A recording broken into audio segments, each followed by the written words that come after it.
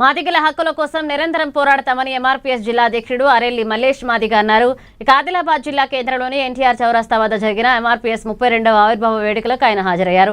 సంఘ నాయకులు మాదిగ కులస్తులతో కలిసి ఎంఆర్పీఎస్ జెండాను ఆవిష్కరించడంతో పాటు మందకృష్ణ మాదిగ జన్మదినోత్సవాన్ని జరుపుకున్నారు.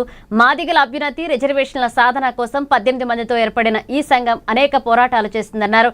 మందకృష్ణ మాదిగ నేతృత్వంలోనే మాదిగ కులస్తుల చిరకాల ఆకాంక్ష అయిన ఎస్సీ వర్గీకరణను సాధించుకున్నామన్నారు.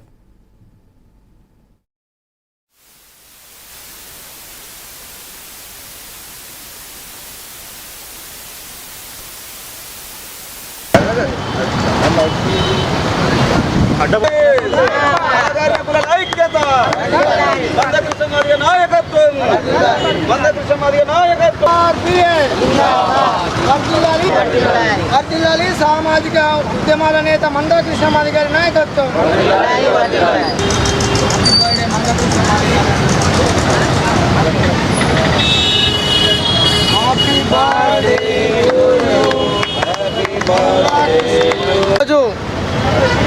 ఎంఆర్పీఎస్ ఆవిర్భావ దినోత్సవం 32వ ఆవిర్భావ దినోత్సవం సందర్భంగా మరియు ఇదే రోజు ఎంఆర్పీఎస్ వ్యవస్థాపకులు పద్మశ్రీ మందకృష్ణ మాదిగ గారి జన్మదిన వేడుకలు ఈరోజు ఆదిలాబాద్ జిల్లా కేంద్రంలో ఎన్టీఆర్ చౌరస్తాలో ఘనంగా నిర్వహించడం జరిగింది.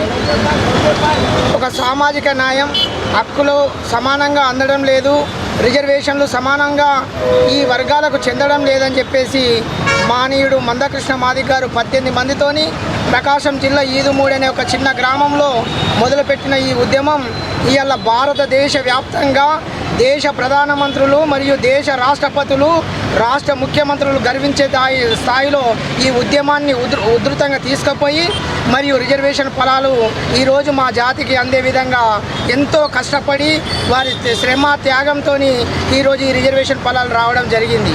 అదేవిధంగా ఈ చిన్న చిన్న పిల్లలకు గుండె జబ్బుతో బాధపడుతున్నటువంటి, గుండెకు చిల్లులు పడితే వారిని పట్టించుకోలేని స్థితిలో ఉన్నప్పుడు 2004లో ఆగస్టు నెలలో పెద్ద ఉద్యమాన్ని శ్రీకారం చుట్టి ఆరోగ్యశ్రీ పథకానికి మరి దారితీసినటువంటి గొప్ప ఉద్యమం ఎంఆర్పీఎస్.